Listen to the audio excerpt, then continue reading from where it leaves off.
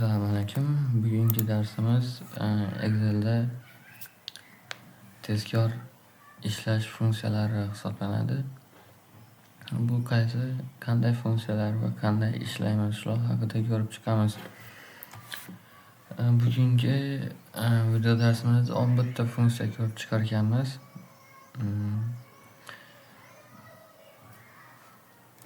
Birinchi boshlaydigan bo'lsak, F4 funksiyasi, lekin hozir undan oldin men fayllarni bittada yig'ish funksiyasini boshlashim kerak. Chunki bundan oldin men buni ishlatishim uchun menga ma'lumotlar kerak. Ma'lumotlar hali yo'q menda. Shuning uchun fayllarni bittada yig'ish qilib, oldingi ishlagan fayllarimizni ma'lumotlarni olishim kerak. Undan oldin esa menga hozir bu funksiyalarni tartibga solish uchun ustunlar o'rnini almashtirish funksiyasini ko'rsatishim kerak. Nimaga funksiyalarni o'rnini almashtirib tashlaganman? Sabab mana shu ustunlarni o'rnini almashtirish degan funksiyani ko'rsatishim uchun men funksiyalarni o'rnini almashtirib yozgandim. Ya'ni nima qilamiz? Birinchi bo'lib ustunni o'rnini almashtirishdan boshlaydigan bo'lsak, buni o'rnini almashtirish uchun nima qilamiz? Mana shu ustunni ustiga kelamizda, mana shu chizig'ini yoniga keladigan bo'lsak, mana 4 ta siraka chiqadi tepa pastga, o'ngga chapga. O'shani o'zini tortsak, to'g'ridan to'g'ri ko'chirib qo'yadi. Undan oldingi funksiyamiz o'chib ketadi. Buni bunday qilmaymiz. Shu ustiga kelgan payti shift bilan birgalikda bosgan holda shundoqqina qilib A ga ko'chiradigan bo'lsak, mana 11 funksiyamiz birinchi funksiyamiz esa ikkinchi B ustunga tushib qoldi. Ustuni o'rnini almashtirish shunday bo'ladi. Xo'p, ustuni o'rnini almashtirishni ko'rsatdik. Endi bizga fayllarni bittada yig'ish kerak. Buni qanday qilamiz? Uning uchun fayllar boshqa bir sahifaga o'tib olamanda, bizda boshda kirganda shu glavniy bo'limida turadi. Biz bundan данный bo'limiga o'tamiz. Bu yerda получить данные degan joy bor. O'shandan is fayli bo'limiga kiradigan bo'lsak, bizda is kniги bor, CSV fayl bor, XML fayl, JSON, PDF, papka, SharePoint papka fayllar holatida ma'lumotlarni shu Excelga ko'chirib olishimiz mumkin. Bizga hozir ma'lumotlarimiz Excel bilan ishlayotganimiz uchun Excel holatida yuklab olamiz. Xo'p, mana Smart yo'q, bunda emas. Aplikasiyada bizlar bilan ishlash jadvalini ko'chirib olamiz. Mana oldin ishlagan jadvalimiz, o'shani import qilib olamiz. Shu Excel'imizga, shu faylimizga o'ziga import qilib olamiz.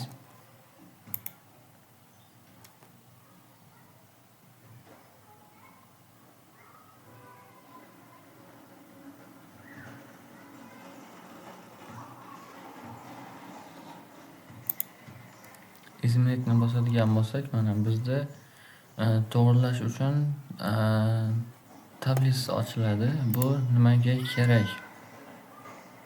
Bu masalan bizga mana bu smart jadvallarni o'chirmoqchi bo'lsak, boshqa qilmoqchi bo'lsak, o'shaning uchun kerak. Bizga hozir shart emas. Buni o'chirib turamiz. Xo'p, bizga hozir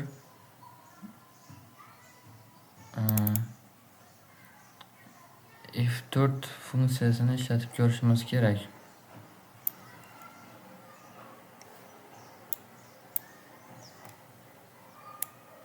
F4 funksiyasini ishlatib ko'rishimiz uchun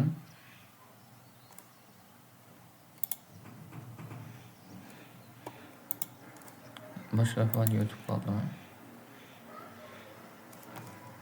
Bunga tushmabdi, o'zi yangi faylni ochib oldi. Buni bu yoqqa o'tkazamiz onda. Biz F4 funksiyasini ko'rsatishim kerak. Hozir F4 funksiyasi nima qiladi? F4 funksiyasi masalan ogoh bo'lingni sariq rangga qo'yadigan bo'lsak, masalan bilaklarda ishlaganda ogoh bo'ling qaysidir bir oraliqlarda chiqib qolishi mumkin. Uni har bittasini topib qidirib, keyin bu yoqqa qaytib, topib qidirib, keyin bu yoqqa qaytib rangga bo'yab o'tirmasdan nima qilamiz? Bitta qilamiz. Bo'ldi bu. Bizning qilgan ishimiz saqlandi. Qanday? Shu joyga kelamizda F4 tugmasini bossak, mana o'zi avtomatik tarzda men bu yoqqa kelib ham o'tirmadim. Avtomatik tarzda o'zi sariq rangga bo'yab berdi. Mana sariq rangga bo'yaldi. Agar keyin muddat tugaganda masalan, yo'q, hali vaqti borni masalan yashil rangga bo'yamoqchimiz. Yashil rangga, mana yashil rangga bo'yaladi. Smart jadvalimiz yashil bo'lganidek ko'rinmay qoldi. Buni hozir to'g'rilaymiz.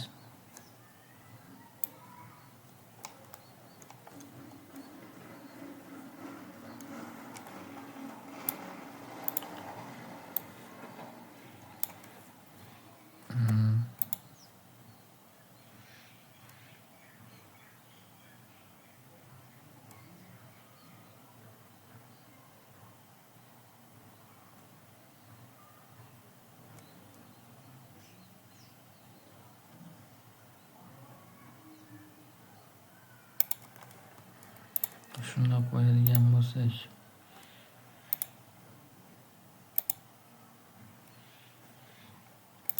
yashil rang unchalik ko'rinmayapti. Boshqa rang qo'yib ko'ramiz. Mana ko'k qo'yamiz.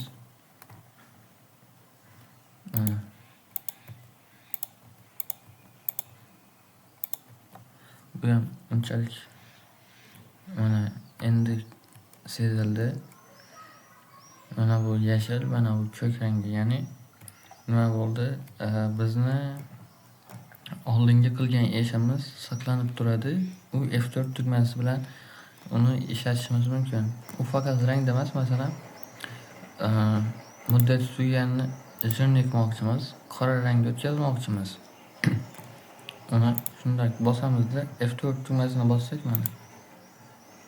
mana bularda ham mana jirniga o'tib qoldi. F4 tugmasida bu Fn plus F4 tugmasi ham shu bitta funksiya. Bularning farqi nimada deydigan bo'lsak, kompyuterning klaviaturasida F4 tugmasiga qo'shimcha qandaydir bir funksiya qo'shilgan bo'lsa, ya'ni F4 tugmasiga mikrofon, ovoz yoqish, ovoz pasaytirish yoki mikrofon yoqib o'chirish shunday funksiyalar qo'shilgan bo'lsa, F4 ni bosganda shularni yoqib o'chirish mumkin.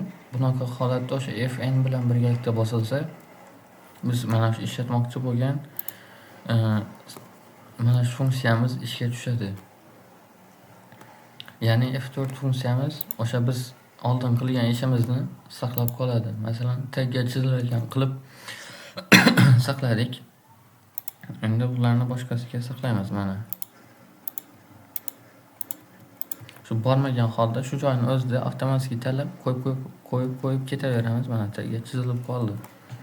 Bu F4 funksiyamiz edi. Endi yashil nuqta funksiya nima bu? Buni ko'rsatadigan bo'lsam, buni ham shu joyni o'zida ko'rsataman. Mana shu joyni bloklab olib kopiya qilib turaman-da. Shundoqqina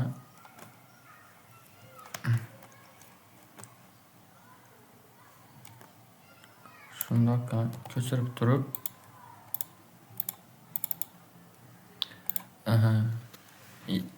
yashil nuqtani ko'rsatishimdan oldin esa men stroka funksiyasini ko'rsatishim kerak ekan.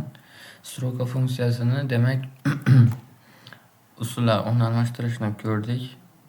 Fnni ko'rdik.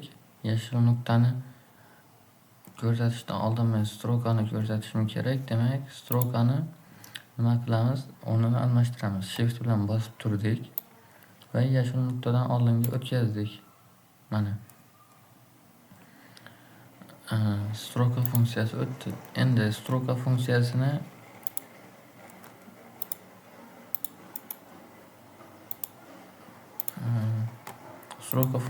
qanday ishlatamiz? Teng qo'yamizda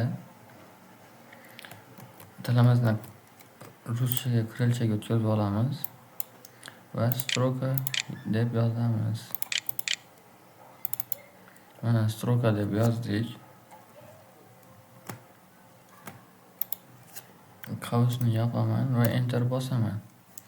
Mana bu 3-tartibda 3-satrda turganini ko'rsatyapti. Lekin bizga bu aslida birinchi turibdi. Biz uchun birinchi tartibda turibdi. Bu nima uchun 3-chi? Ya'ni bu Excel'ni o'zi bo'yicha 3-satrda turibdi degani. Buni qanday to'g'rilaymiz? Bizni bu yachekamizda ya'ni satrimizdan oldin 2ta satr tashlab ketilgan. Shuning uchun biz undan 2ni ayirib qo'ysak, mana birinchi tartibga o'tib qoladi. Birinchi tartibga o'tdi. Endi boyaga aytgan yashil nuqtamiz nima? Mana shuni boshqalarga ham qo'llash uchun ishlatishimiz mumkin. Ya'ni qanday? Buni o'zimiz tortib kelishimiz mumkin. Bu ancha vaqt oladi.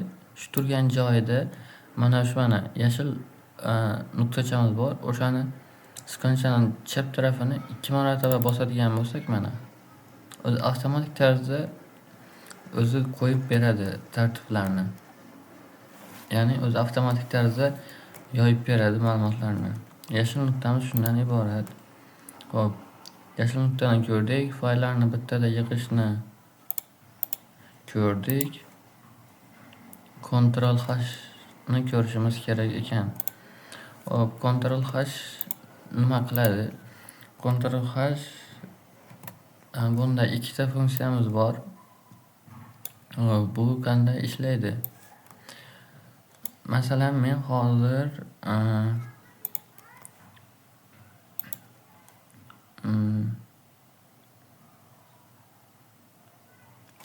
hali vaqt bor.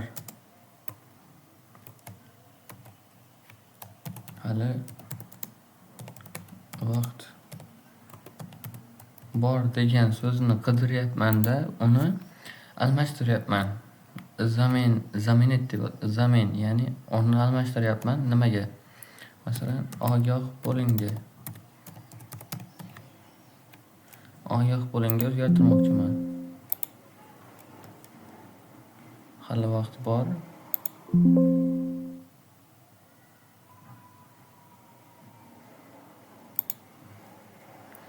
vaqt bor. Ogoh bo'ling. To'g'ri yozilgan.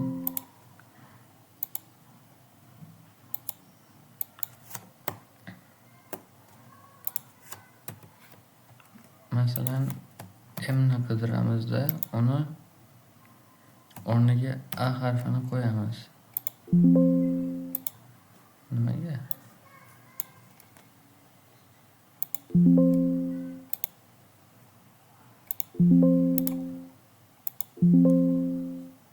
Приложение Microsoft Excel ODS найти искомое значение. Ctrl H.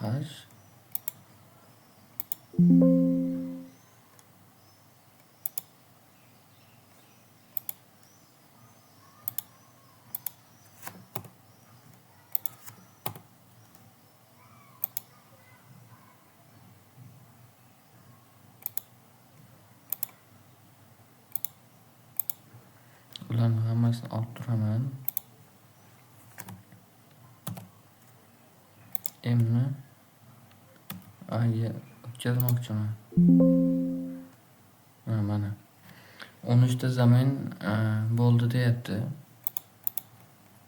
Bu qanday ishladi? Masalan, mana shu yacheykaga xohlagan joyga qo'yib turamiz va Ctrl H ni bosadigan bo'lsak, muddati tugaganni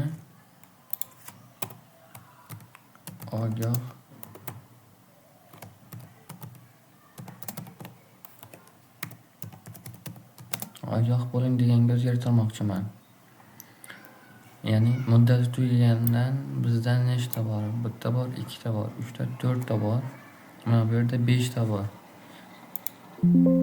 Mana bizda 5 ta zamin bo'ldi deyapti. Ya'ni muddat tugaganlarning hammasi ogoh bo'lingga o'zgarib qoldi. Ya'ni hammasini topib o'tirmasdan shu mana shu yerda muddati tugaganini qidiradi, o'zi avtomatik tarzda ogoh bo'ling deganga o'zgartirib qo'yadi. Bu bitta funksiyasi. Ikkinchi funksiyasi qanday? Men hammasini qaytaraman. O'rniga qaytaramanda yana Ctrl H ni bosaman. Bu bitta funksiyasi. Ikkinchi funksiyasi parametr bo'limiga kiraman. Parametr bo'limiga kiramanda buni o'chirib turaman. Men bu yerda ishlamayman hozir. Men format bo'limiga kirib, view format is yacheyki. Yacheyka tanlash bo'limini bosaman. Mana masalan mana shuni bosdim. Mana menga sariq rangni belgilab olib berdi obrazes qilib. Va men uni boshqa rangga o'tkazmoqchiman. Qanday? Zalifka bo'limiga kiraman. Xohlagan bitta rangimni qo'yaman-da, OK qilsam, mana obrazes qilib sariq rangni olgandi, obrazes qilib ko'kka o'tkazdi. Zaminni tufsiya qilsam, mana 5 ta o'zgarish bo'ldi. Ya'ni sariq rangda turgan hamma ma'lumotlarimni sariq rangdagilarni hammasini ko'kka o'zgartirib berdi. Bu Ctrl H'imizning funksiyasi edi. Bu ham ketdi. Hop. Prop notch funksiyasi. Bu prop notch funksiyasi qanday ishlaydi? Prop notch funksiyasi masalan bizda hali vaqt bor yokida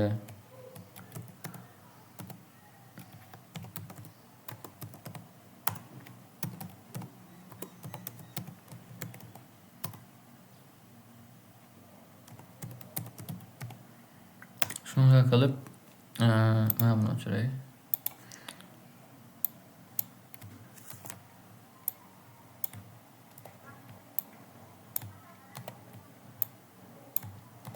Shunga qilib bizga ismlar kichkina harfda yozilgan holatda berilgan. Biz uni katta harfga o'zgartirishimiz kerak. Biz buni qanday o'zgartiramiz deydigan bo'lsak, o'sha prop notch funksiyamizdan foydalanamiz. Qiralchaga o'tkazamiz. Ya'ni har bittasiga kelib, o'zimiz shift bilan bosib, boshqa qilib kattaga o'zgartirib o'tirmaymizda, prop notch deb yozamiz. Mana prop notch deb yozdik va bizga tekst berilyapti. Ya'ni qaysidir yachakani tanlayapti. Mana tanladik. Enter bossam mana kattaga o'zgarib qoldi. Endi buni boyagi yashin nuqta funksiyasidan foydalanamanda 2 marotaba bossam mana avtomatik tarzda hammasini o'zi o'zgartirib yozib berdi. Shu joyning o'zida ham prop notch ham yashin nuqta funksiyasidan foydalanib ketdik. Hop, prop notchdan foydalandik. Endi prognoz. Prognozga keladigan bo'lsak, masalan menda deylik do'kon bor, kunlik daromad kelib turibdi. Men uni bundan keyingi kunlarini prognoz qilmoqchiman. Ya'ni bundan keyin yana qanday tushum bo'lishi mumkin menda, o'shani prognoz qilmoqchiman. Buning uchun men mana shu joyni bloklab belgilab olamanda данный bo'limida list prognoza degan joyi bor. O'shani bosaman. Mana menda bu mening daromadlarim, bu yog'i esa uning Excelning o'zidan qilib bergan daromadlari. Yokida mana bu diagramma holatida ko'radigan bo'lsak, bu mana mening qilgan daromadim, bu yog'i esa o'zining qilgan prognozlari hisoblanadi. Mana masalan menda 25-yanvargacha bo'lsa, 25-yanvar mana menda ko'kda turibdi. 26-29-yanvar bu yog'ini o'zi avtomatik tarzda shu kelib chiqqan holda prognoz qilib menga chiqarib beryapti. Bu ham bitta yaxshi funksiyasi hisoblanadi. Prognoz ko'rsatdik. Rangli shkala bu qanday ishlaydi?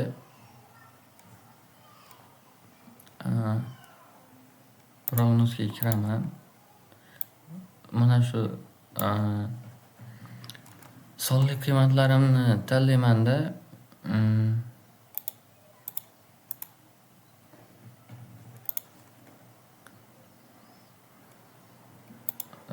данный bo'limidamidi.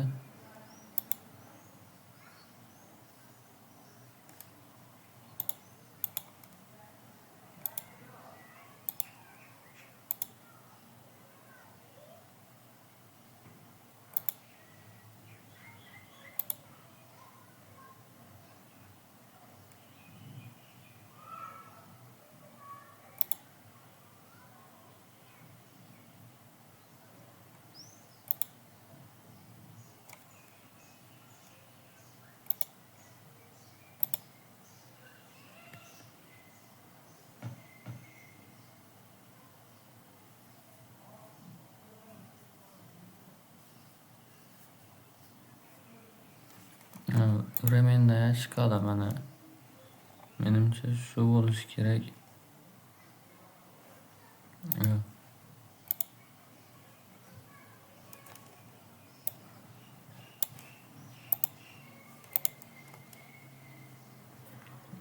Bu emas ekan.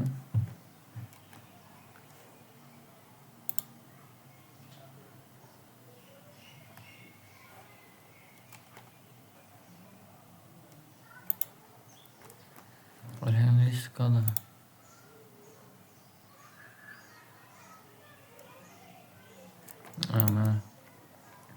Mana shu sonli daromadlarimizni olamizda условия formatirowaniya bo'limidan Svetovaniya shkali bo'limiga kiradigan bo'lsak, o'ziga mana xohlagan rangda o'zi chiqarib beradi.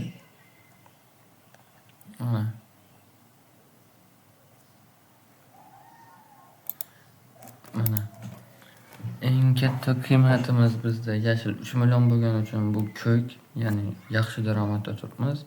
1600 bulari sal kichikroq bo'lgani uchun biroz 1000 masalan mana ochiq yashilroq holatda, qolganlari sariq ogohlantirish holatida. Mana bu eng kichik daromadlar esa qizil, ya'ni past daromad degan ma'noda ko'rsatib turibdi. Ya'ni bizga ogohlantirish hisoblanadi. Rangli shkala ham mana shunday holatlarda foydalanish mumkin. Xo'p, zarraga ishlagan kunlarimiz.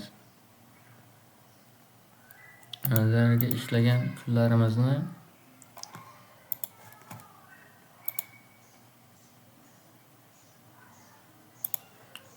uni ham shundan foydalanish mumkin.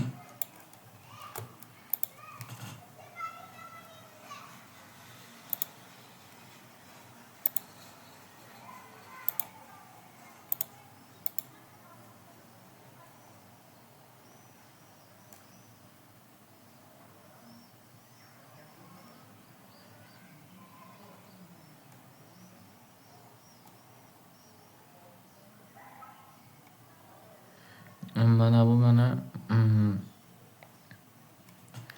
diagramma holatida ko'rishimiz ham mumkin ekan. mana bu to'liq to'lgan, mana qanchalik holatda kelib turibdi, o'shalarni ko'rishimiz mumkin ekan. Mana yachaka Instagram bo'limidan kelib, mana bu yoqdan tanlab olishimiz mumkin bizga qaysi kerakligini. Zararga kirgan kunlar.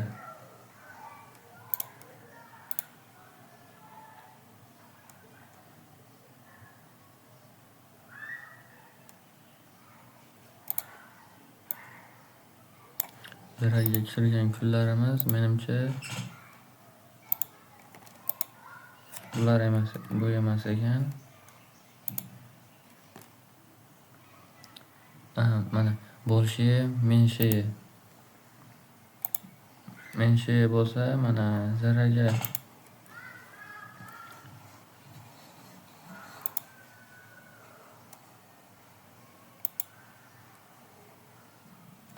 hammasini boshidan qo'yib qo'yay. Mana zararga kirgan kunimizni ko'rish uchun shu условия formatidan правила выделения ячейкdan menshega kiradigan bo'lsak, okeyni bosamiz. Mana bu foydada oq holatda turibdi. Qolganlari esa zararga kirgan kunlarimiz, ya'ni qizil holatida turibdi. Yo'q, agar bizga foydaga kirgan kunimiz kerak desak, bo'lshiga qo'yadigan bo'lsak,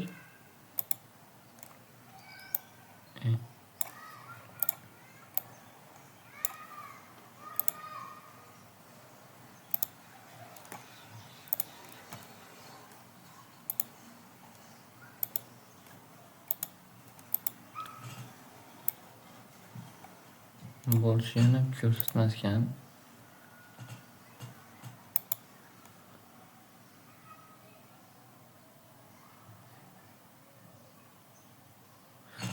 Yo'q. Bu qanday ishlar ekan? Mana biz shundoq qilamizda,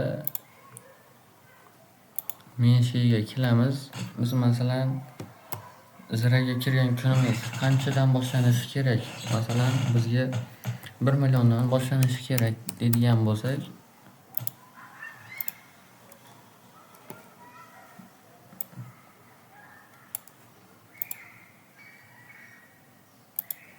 menshi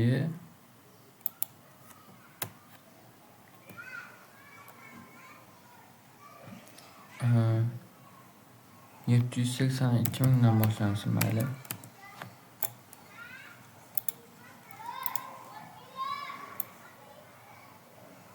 Nimaga ishlamayapti?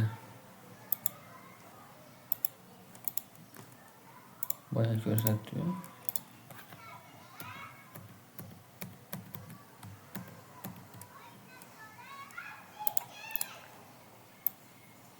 Hammasini o'chirdim. Hamma ishlatganlarimni menshiyadan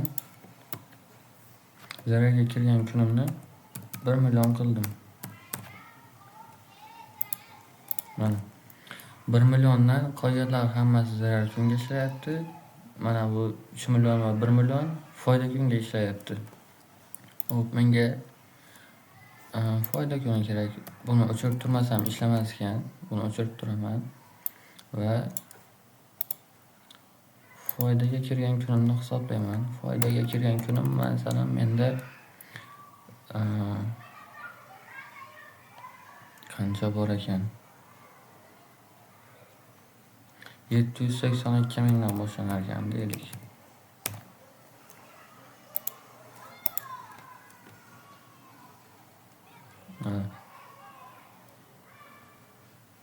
Foydaga kirgan kunim mana shu ikkitasi. Bu faqat hozir qizilda qolib ketibdi. Buni o'zgartirib qo'ysa ham bo'ladi. Qanday qilamiz? Mana tanlaymizda bo'lshiga kirib 782 ming qilamiz. Bu hozir qizilda turibdi. Biz uni bog'zlatanni format qilib zalifkadan yashilga o'tkazib qo'yadigan bo'lsak, mana eng daromadga chiqqan kunimiz mana shu ikkitasi ekan. Ya'ni mana shu ikkita kunda eng katta daromad qilganmiz. agar bizga minusga ishlagan kunimiz kerak bo'lsa, bo'lshay emas, minishay. Uni masalan 1000 dan 1 milliondan qilamiz. 2 3 1 2 3 ta mana 1 milliondan pasti mana qolganlari minusga ishlagan bizda. Bu rangli shkala zararga ishlagan kunlarimiz edi. Endi rim va arab sonlari ko'radigan bo'lsak,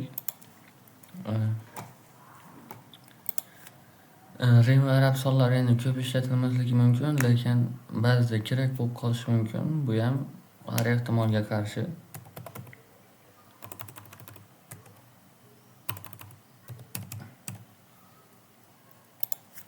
Teng qilaman. Rimskiy deb yozaman. Rimskoye mana shuni tanlayman.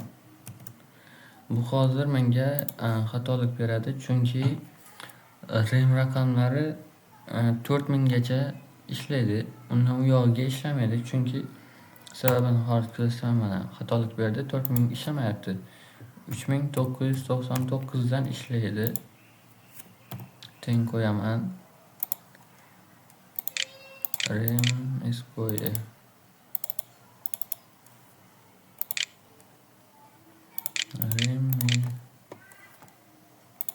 Rimskoye buni qo'yaman.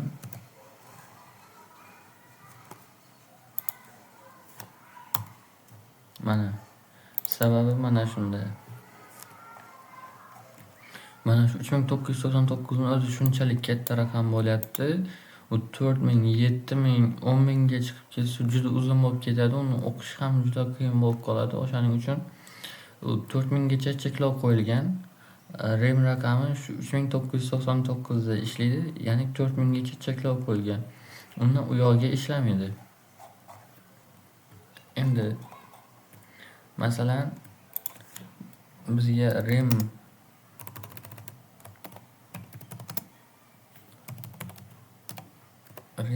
raqamlari berilgan bo'lsa, rim raqami berilgan va arab, ya'ni o'zimiz ishlatadigan raqam berilgan. Endi bu yoqda arab raqam berilgan. Arab va rim raqami berilgan. Biz endi buni nima qilamiz? Ikkita ustini almashtirishimiz kerak hozir, chunki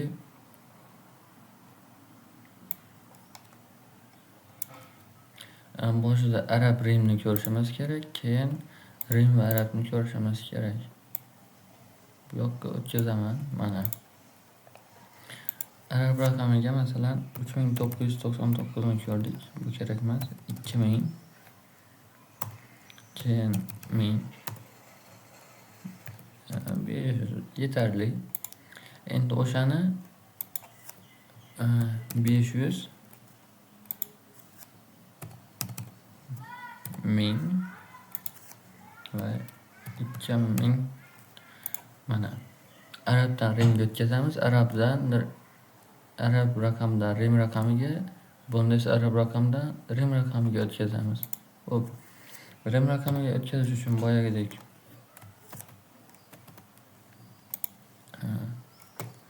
Rimskoye mana Rimskoye 2000 dani degani 2 ta m ekan. Xo'p. Yana yozamiz. Rimskoye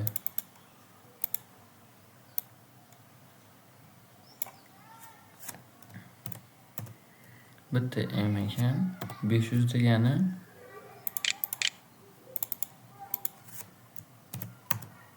d ekan. Xo'p. Endi arab raqamidan rim raqamiga qanday o'tkazamiz deydigan bo'lsak,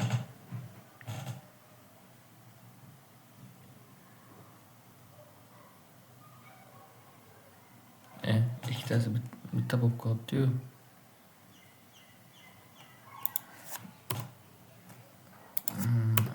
adashdim. Men adashdim.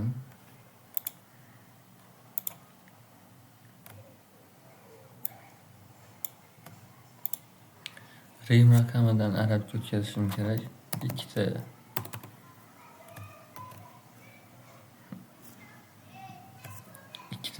L bo'lsin.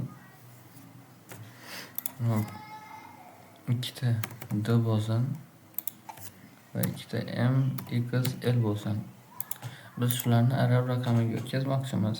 Buni qanday o'tkazamiz? Bunda ham funksiyamiz bor.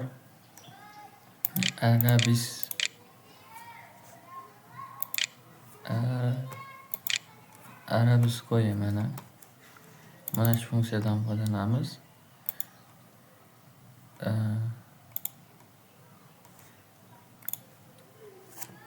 Buni o'chirib turaylik. Orasini katta qilib qo'ymasak, funksiya yozib qo'ymayapti.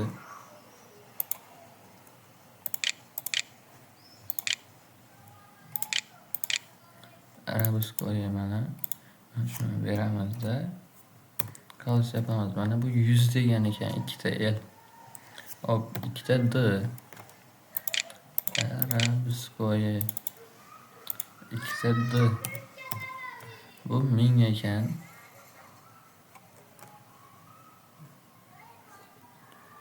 Mni ham 1000 degandi. D 500, ikkita D 1000 ekan. MXL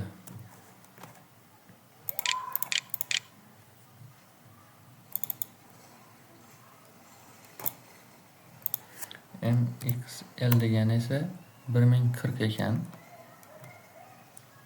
Mana shunday qilib arab raqamdan rim raqamiga, rim raqamdan arab raqamiga o'tkazish mumkin.